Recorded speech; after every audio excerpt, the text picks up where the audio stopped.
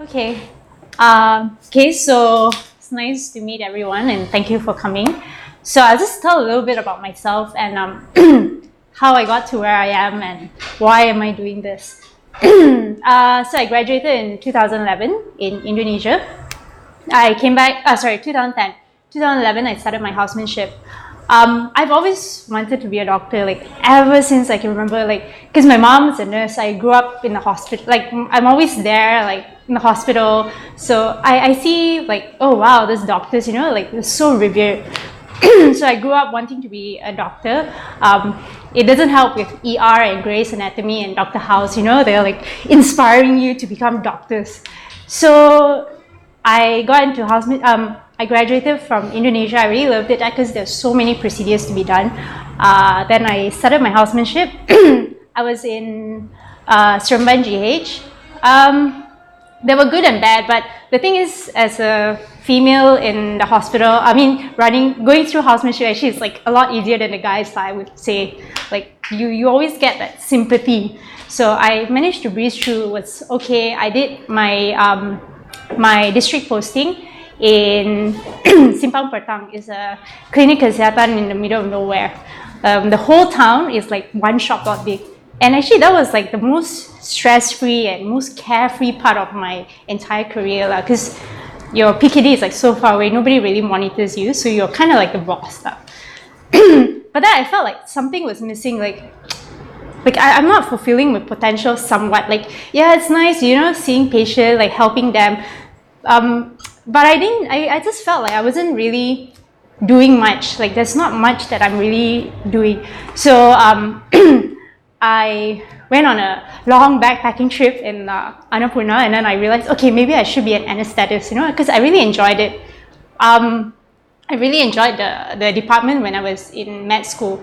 It was between that or a surgeon. It was like, where all the action is. So I came back, and then I applied back to Seremban GH. Then I was like, okay, I went to the NS department. I was like, okay, this is what I'm going to do.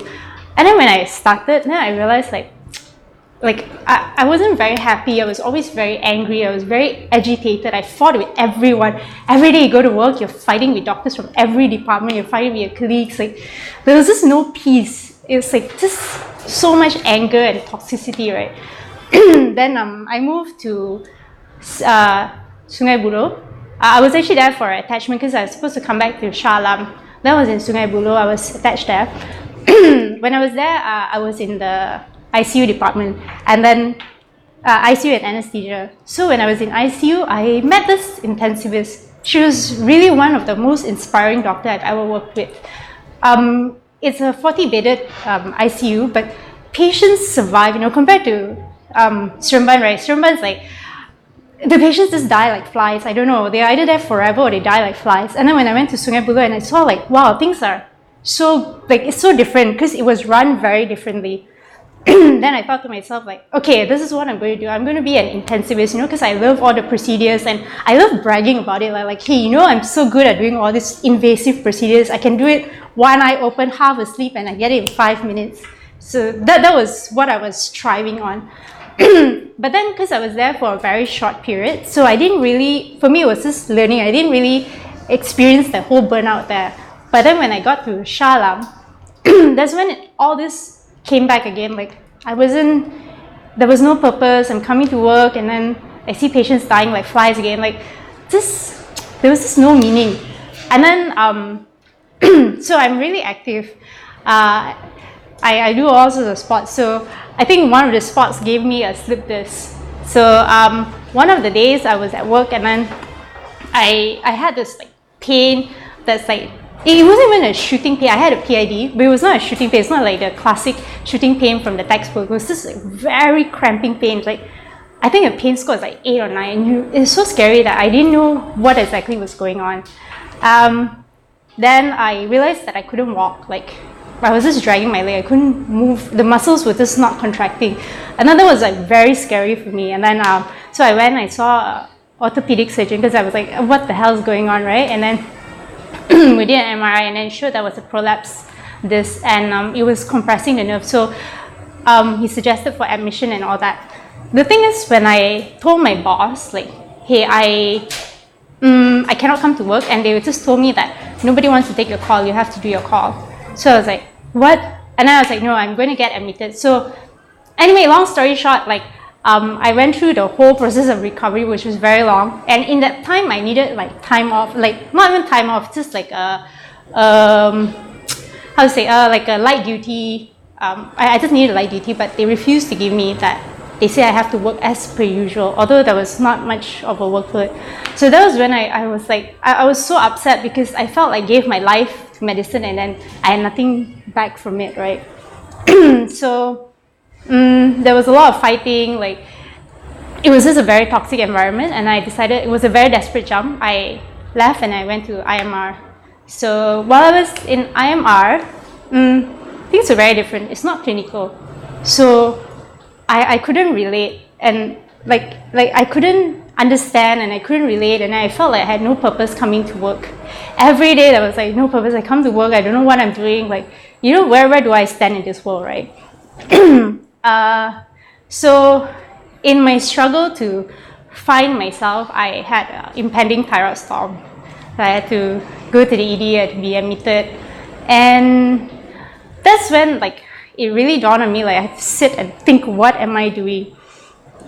So, because I was going through all these emotions, like I was fighting with myself, like I want to be a doctor, like, but the only kind of doctor I want is the kind that's like in the intensive care where all the action is, like where you're saving life, you're doing stuff, and not the other kinds. And then, but so it was like a struggle, like what to do. Then I realized that my job, my career, my occupation, and my identity is the same thing. So when that was taken from me, like I'm no longer a doctor, not seeing patients anymore, like what am I, who am I? And that was a very big struggle, like finding who I am. So then I don't know where along the way I realized that it's actually a process that I was going through. I was pretty much grieving. So what am I grieving about? I'm grieving my own death. Like me as a doctor, I'm not anymore. So that's a process that I had to go through. I had to grieve about being a doctor. Like I went through the whole stage, the anger, the denial, bargaining, everything. Like, I was so angry at my HOD. I thought he was the cause of all this. But I guess I wasn't really happy. And it was a good thing he kicked me out, because if not, I would just continue to just float and just go with the flow. Nothing helped. So after I went through this whole grieving process, then I felt like I finally healed. Like I was at peace with not seeing patients. You know, you get a lot of stigma from people like, oh, you're a doctor, but then you're not seeing patients. What are you doing? Like, you know, my family was not happy with what I'm doing. Like, nobody was. Then what really changed for me, and like I think it changed my life, was reading this book called Rich Dad Poor Dad. Has any of you like heard of it? Like, any of you read it? Yeah. So I think that was the book that really changed my life and the whole perspective of things. So last year I started like venturing out into a lot of other things. Like I tried business, I tried like I went for self-development, and I did all that, and I could see like, okay, I know what I want to do. And then suddenly like I see my friend, my colleague, who just came into IMR, and she was in the same place where I was, like really dark and deep, like it was just a muddled place. So I wanted to help her, but I'm like, you gotta go, no chill. And she ended up hating me. So she decided she's not going to talk to me ever again. I'm not telling you. So because for her, she wants to do ophthalmology, but for certain reasons, she cannot proceed. So she couldn't come to terms with, like, you know, I cannot do this, I need to do something else. So that's when I thought, like, okay, if I try to help her in my capacity, it's very little. Like, there's not much I can do. But if there's a big group, a society, an organization, something, like, a lot of people can get help. So that's when I decided to start Medic Footprints. Because when I was going through this whole journey, right, like, I actually found Medic Footprints because I Googled doctors out of clinical. And then I found Medic Footprints. And then the thing is, there were a lot of things that they were doing that was really good, but it did not have the local contacts. So it was hard for me to relate, but then I could see, oh, there are so many examples. Then I started talking to them, like I was just pouring my heart out, like, help me, I don't know what I'm doing, and blah, blah, blah. And they were very responsive. So that's when, like, a lot of things changed. And now, because I'm not, like, I feel like I'm in a much better place now. And when I see all these other doctors, like, I feel like, I really want to help build a community of doctors who are empowered. By empowered, right, I don't mean like someone who's very vocal, opinionated, and complain like crazy, because to me that's like being a victim, right? That's not empowering. So empowering are people who can execute change. Because there's always this mantra that's like drilled into your head. Everything's about the patient, about the patient, about the patient. But what about the doctors? Like the caregivers, right? If your cup is empty, like how can you like give more? So I don't like, I disagree with that, but I did not know how to change it, because if you want to change from the inside, it's just too hard. But if you're from the outside and you try to exact change, it's a lot better.